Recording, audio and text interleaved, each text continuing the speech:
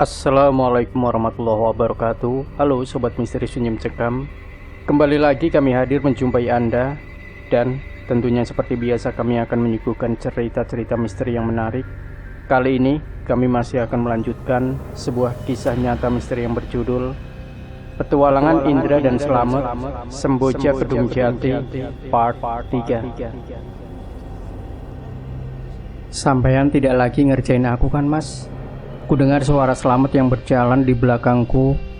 Dengan kesal aku berbalik dan melotot ke arah anak itu. Ngerjain dengkul memblocot itu. Kamu gak lihat wajah aku masih pucat kayak gini? Lagian apa untungnya aku sampai nyaris terkencing-kencing lari dari sini ke waduk kalau cuma buat ngerjain kamu? Kurang kerjaan banget. Dengusku kesal. Ya siapa tahu aja. Sebenarnya sampean cuma mau ditemani karena Mbak Endut lagi nggak ada di rumah gitu, ujar Slamet sambil nyengir. Wedus, sungutku kesal. Kalau cuma begitu nggak perlu aku mengarang cerita soal hantu segala. Dipancing pakai sebungkus rokok juga kamu langsung lupa sama cewekmu yang di waduk tadi. Hehe, iya juga ya. Slamet menggaruk kepalanya yang tak gatal. Terus sekarang mana? Apanya? Tanyaku. Ya cewek yang kata sampean hantu itu. Tadi di sini, Mat. Aku menunjuk lincak yang ada di teras rumahku yang sekarang sudah kosong itu. Tapi kok sekarang gak ada ya? Apa jangan-jangan sudah pergi, Mat? Kayaknya gak mungkin deh, Mas, kalau pergi. Slamet berspekulasi. Kenapa gak mungkin, Mat? Tanyaku heran. Ya kalau dari yang sampean ceritakan tadi, bahwa dia sudah bersusah payah ngikutin sampean dari waduk ke sini. Masa begitu sudah sampai di sini langsung pergi gitu aja? Iya juga ya. Gumamku membenarkan pendapat Slamet. Atau jangan-jangan, waduh, gawat, Met. Gawat kenapa, Mas? Kini Slamet yang bertanya heran. Kayaknya tadi aku lupa mengunci pintu deh, Met. Lah terus, apa hubungannya lupa mengunci pintu sama hantu, Mas? Kamu gimana sih, Met? Kalau pintu rumah nggak aku kunci, itu berarti itu hantu bisa saja kan masuk ke rumahku. Hahaha, sampean ini lucu, Mas. Memang pengaruhnya apa pintu dikunci sama hantu, Mas? Mau sampean kunci pakai gembok kapal juga kalau hantu bisa nembus. Kecuali kalau sampean kuncinya pakai jimat. Iya juga ya, Met. Lagi-lagi aku membenarkan pendapat Slamet. Terus, sekarang baiknya gimana, Met? Lah kok nanya sama aku, Thomas? Ini kan rumah sampean. Gini aja deh, Met. Coba kamu buka sedikit pintunya, terus kamu intip ke dalam. Gak mau ah. Kenapa juga aku yang harus mengintip? Sampean saja, Mas. Kan ini rumah sampean. Tapi aku takut sih, Met. Kalau pas aku buka pintunya, terus tiba-tiba itu perempuan nongol di depan wajahku, gimana? Serem loh, Mat. Emang seserem apa sih, Mas? Sampai-sampean ketakutan gitu? Ya pokoknya serem, Mat. Mukanya itu loh, busuk penuh belatung. Matanya copot gondal gandul, nempel di pipi. Terus bibirnya robek sampai ke telinga. Sampai kelihatan. Alah, sudah, Mas. Tidak usah diceritain. Sekarang buka saja pintunya. Kalau itu hantu berani macem-macem, biar ku kencingi wajahnya yang busuk itu, ujar Slamet memotong ucapanku. Semprul, jangan asal kalau ngomong, Met. Nanti siapa tadi yang ngomong mau mengencingi wajahku? Sini, biar ku bikin bengkak burungnya. Belum sempat aku membuka pintu, sebuah suara terdengar dari dalam rumah. Aku tertawa geli mendengarnya. Kenapa tertawa, Mas? Tanya Slamet heran. Bener, Met, dia ada di dalam rumah. Kok sampean tahu? Barusan aku dengar dia ngomong. Ngomong apa, Mas? Coba cek isi celanamu, Met. Ada yang bengkak nggak? Entah memang konyol atau tak sadar, Slamet membuka resleting celananya. Masih utuh, Mas. Gak ada yang bengkak. Memangnya kenapa toh? Barusan dia bilang mau bikin bengkak burung orang yang bilang mau mengencingi wajahnya. Wedus, demit mesum ternyata. Nggak malu apa perempuan ngomongin perabotan laki-laki? Gerutu Selamat yang baru sadar kalau dikerjain. Makanya jangan sompral, ujarku mengingatkan. Sudah kita masuk saja mas. Sepertinya dia nggak jahat kok. Tapi bilang dulu sama dia, jangan pasang wajah serem lagi dan jangan bikin kaget, ujar Selamat. Aku pun segera memutar handle pintu setelah sebelumnya berteriak ke dalam. Rum, aku masuk ya. Tapi tolong jangan pasang wajah serem lagi dan jangan bikin kaget, seruku sambil pelan-pelan membuka pintu. Ada mas. Selamat yang penasaran ikut mengintip ke dalam. Ada Met, tuh lagi berdiri di pojokan, lagi ngeliatin fotoku kayaknya, ujarku yang memang sangat jelas melihat Ningrum tengah berdiri di sudut ruang tamu. Wah, jangan-jangan dia naksir sampean mas, pakai ngeliatin foto segala, ujar Selamat setengah berbisik. Hus, jangan asal kalau ngomong, mau anumu beneran dibikin bengkak beneran. Hehehe, ya janganlah mas. Selamat terkekeh sambil memegangi selangkangannya. Tapi bisa saja loh mas, buat apa coba dia sampai ngikutin sampean ke rumah kalau bukan karena naksir sampean? Ngawur kamu, kan tadi aku sudah bilang kalau dia mau minta tolong sama aku. Dia melotot loh Met, ngeliatin ke arah kamu, ujarku yang memang melihat Ningrum bersidekap sambil melotot ke arah Selamat. Wah, jangan-jangan dia mulai terpesona melihat ketampananku mas. Selamat terkekeh.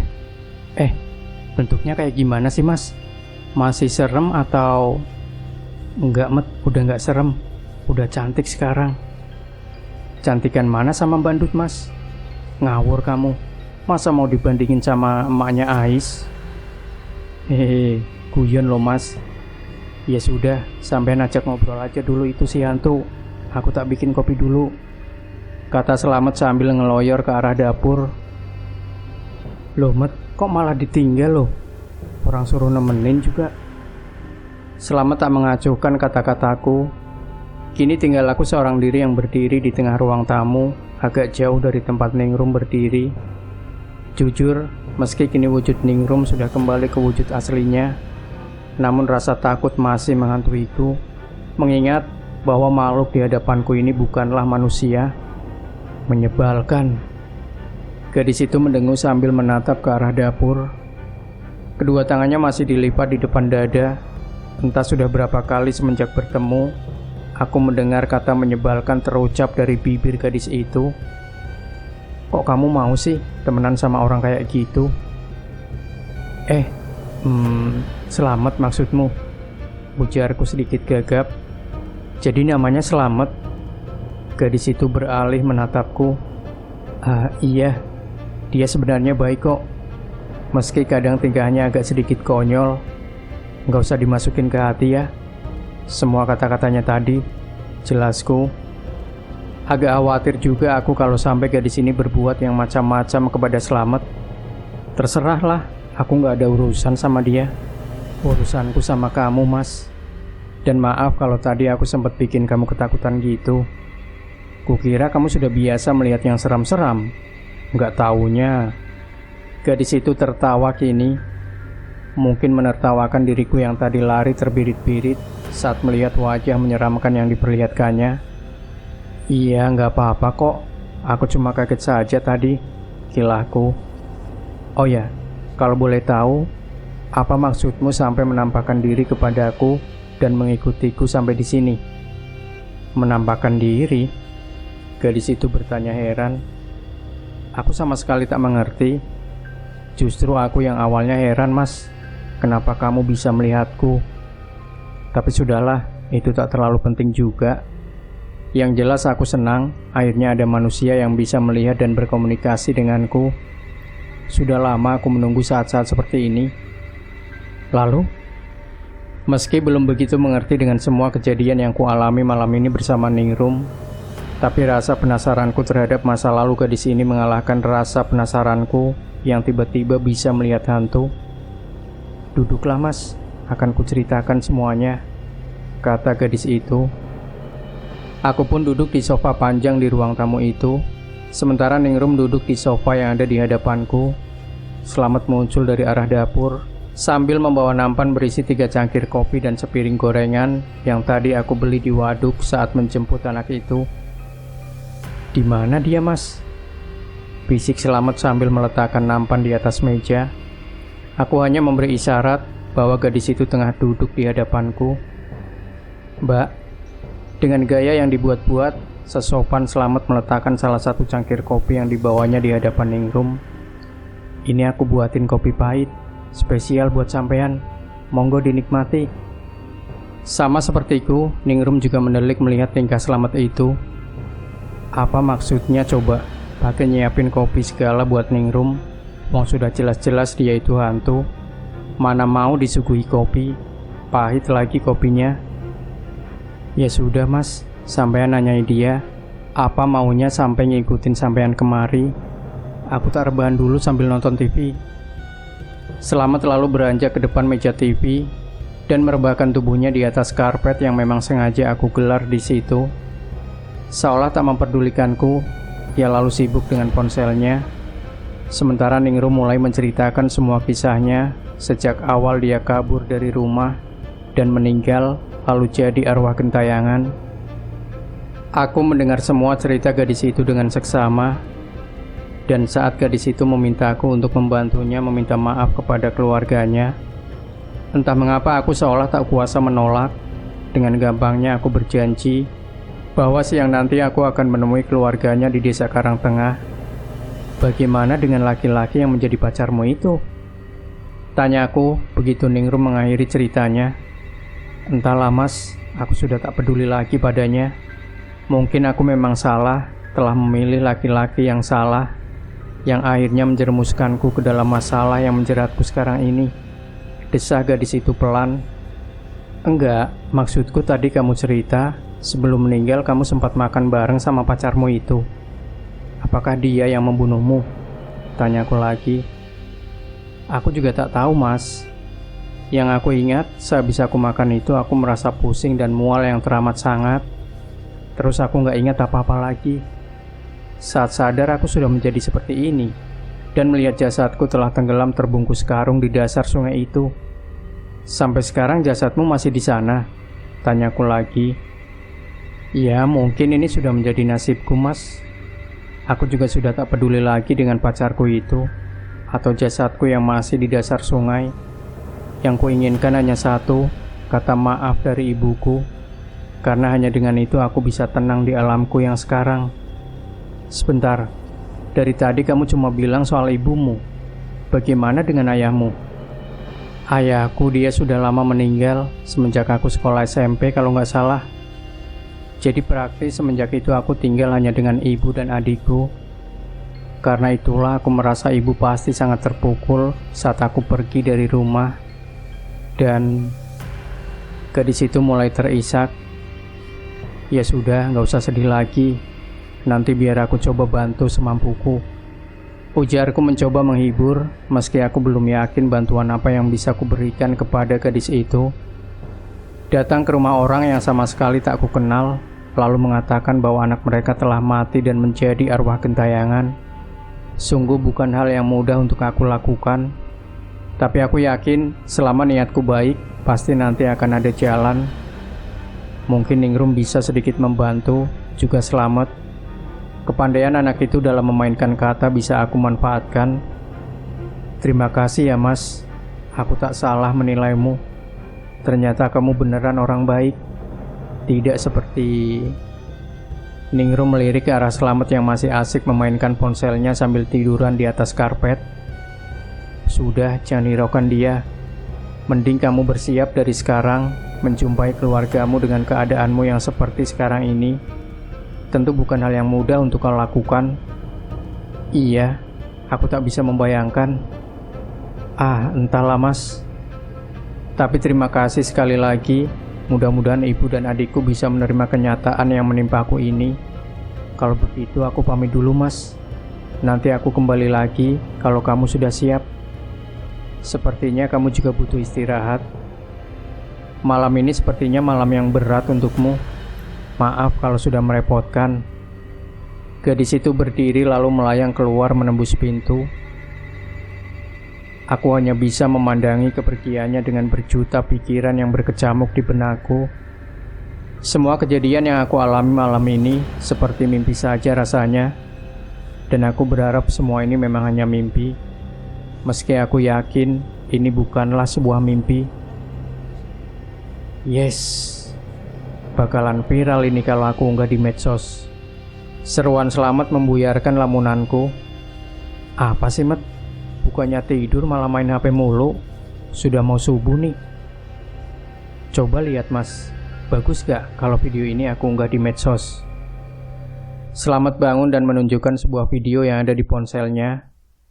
Sejenak aku mengernyitkan dahiku.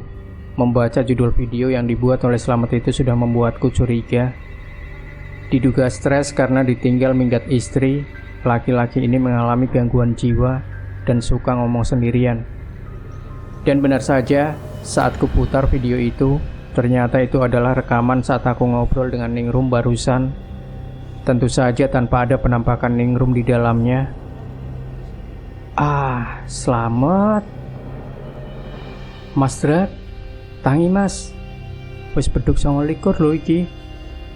Mas Drak, bangun Mas. Udah siang lho ini. Sampean berangkat kerja enggak? Samar ku dengar suara cempreng Selamat membangunkanku.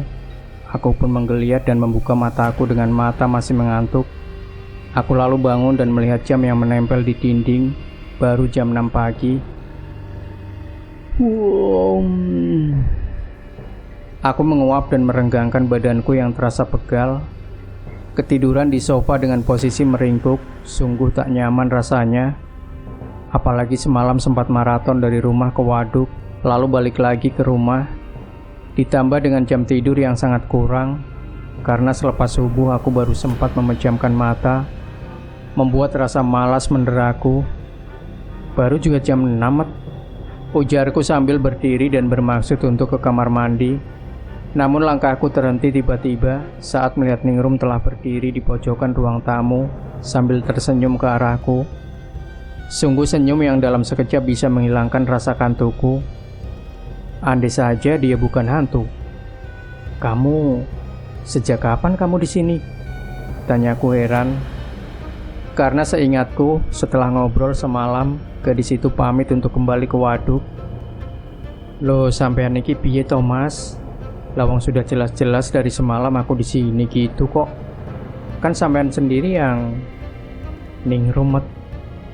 Ujarku memotong ucapan Selamat sambil menggelengkan kepalaku ke pojok ruangan. Serius Mas? Masih pagi-pagi gini, itu hantu udah nongol sih. Selamat ikut menatap ke sudut ruangan, meski aku yakin anak itu tak bisa melihat keberadaan Ningrum. Jadi kan Mas, kita ke Karang Tengah? Ningrum masih mengumbar senyum manisnya. Sungguh penampilan gadis ini benar-benar bisa merontokkan imanku. Kalau saja aku tak ingat bahwa sudah ada Indri yang menjadi ibu dari anakku, cantik, anggun dan menggemaskan. Nanti agak siangan ya Rum. Gak enak juga kalau pagi-pagi harus bertamu, apalagi ke rumah orang yang sama sekali tak ku kenal, ujarku beralasan. Padahal aku sedang berpikir apa yang akan kukatakan kepada keluarga Ningrum nanti kalau sudah bertemu. Siang, senyum di wajah Ningrum memudar. Panas Mas, lagian Karang Tengah kan jauh. Berangkat pagi juga sampai di sana udah siang. Aku hanya tersenyum kecut. Baru tahu kalau ada hantu kok takut sama panas. Tapi ada benarnya juga, Karang Tengah lumayan jauh.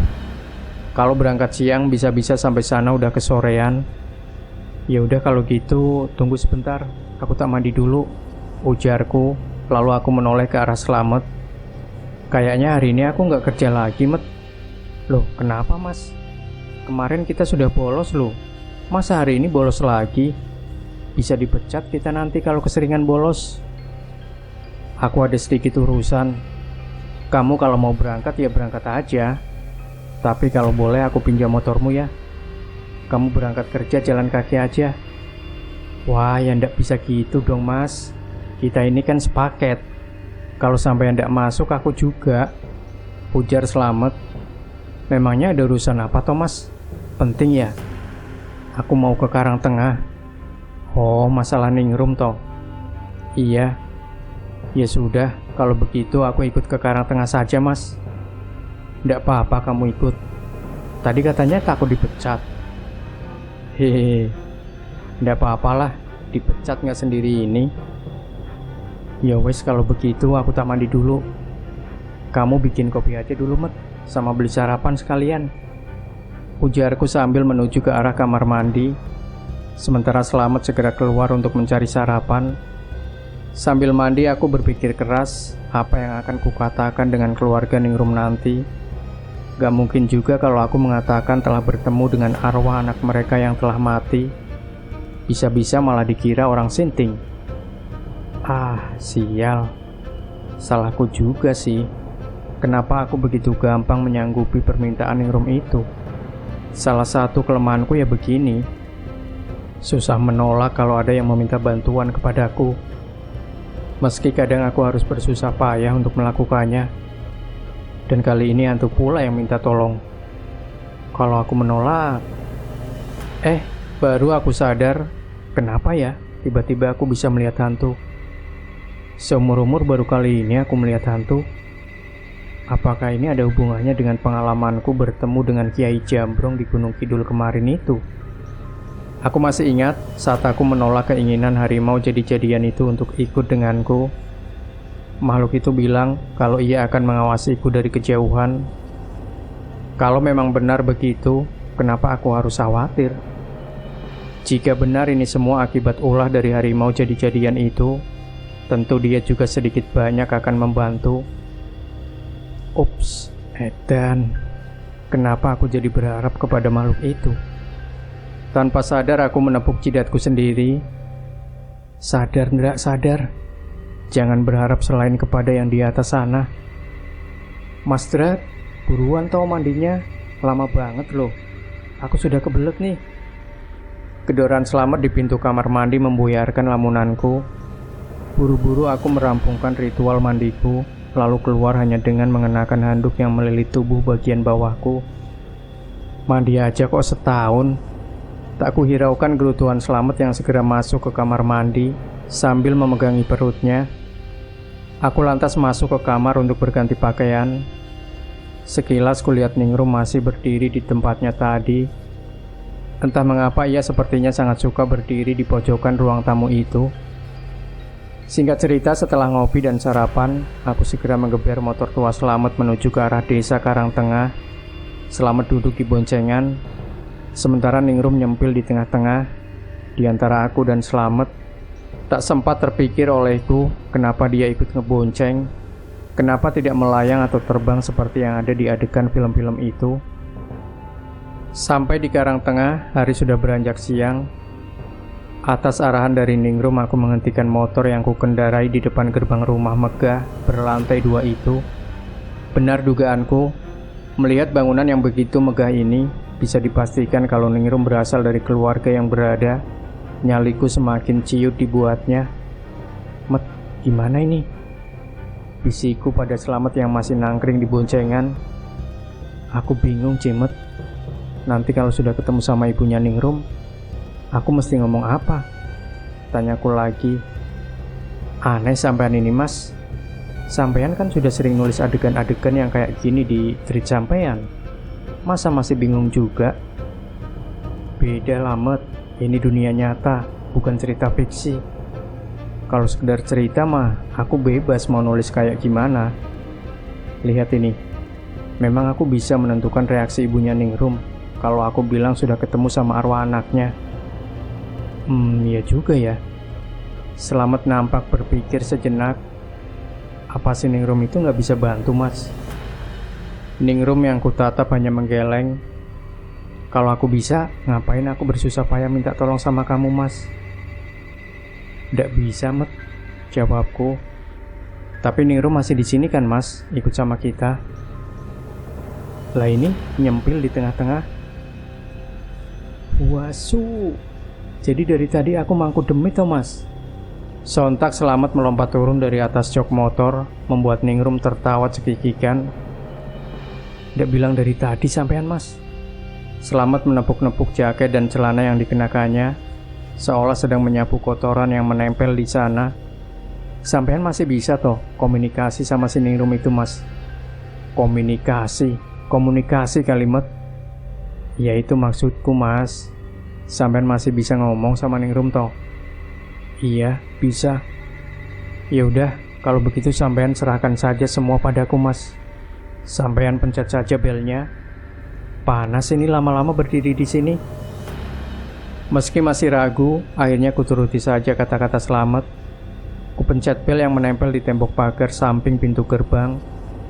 Tak lama terlihat pintu rumah itu terbuka. Lalu muncul sosok setengah baya menatap heran ke arah kami. Itukah ibunya Ningrum? Penampilannya biasa-biasa saja, bahkan terkesan sangat sederhana. Hanya mengenakan tapih kain jarik lusuh dan baju kebaya yang juga tak kalah lusuhnya. Sungguh sangat kontras dengan kondisi rumahnya yang megah bagaikan istana itu. Itu Mbok Darmi, pembantu di rumahku. Bilang saja mau ketemu sama Bu Nengsi. Itu nama ibuku. Bisik Ningrum seolah tahu apa yang sedang kupikirkan. Siapa ya? Seru perempuan itu sambil mendekat ke pintu gerbang. Maaf, apa benar ini rumah Bu Nengsi? Jawabku sopan. Perempuan itu nampak terkejut saat aku menyebut nama Bu Nengsi. Jelas terlihat dari ekspresi wajahnya yang sedikit menegang. Sejenak ia menatapku, ia beralih menatap Selamat agak lama. Iya benar, jawab perempuan itu akhirnya. Mas-mas ini dari mana ya? Dan ada perlu apa sama ibu? Kami dari Kedung Jati, Bu. Ada sedikit perlu dengan Bu Ningsi. Urusan bisnis tepatnya. Jawabku asal. Entah dapat dari mana kalimat itu, tapi urusan bisnis tampaknya paling cocok untuk dijadikan alasan yang tidak menimbulkan kecurigaan. Oh, tunggu sebentar ya, kata perempuan itu sambil berbalik dan kembali masuk ke dalam rumah. Loh, gimana toh? Kok nggak dibukain pintu gerbangnya? Malah ditinggal masuk lagi. Ujar Selamat setengah menggerutu. Mbok Darmi nggak berani sembarangan membukakan pintu untuk tamu sebelum dapat izin dari ibuku. Tenang aja, sebentar lagi dia juga pasti balik kok. Mudah-mudahan ibu berkenan untuk menemui kalian. Lagi-lagi Ningrum berbisik kepadaku. Benar saja, tak sampai 5 menit, perempuan tua itu telah kembali sambil menenteng serenceng kunci yang lalu ia gunakan untuk membuka gembok pintu gerbang itu. Aku hanya berdecak heran melihat ukuran gembok yang digunakan untuk mengunci pintu gerbang besi itu. Lebih besar dari ukuran kepalan tanganku sepertinya. Monggo silakan. Dengan sopan perempuan itu mempersilahkan masuk.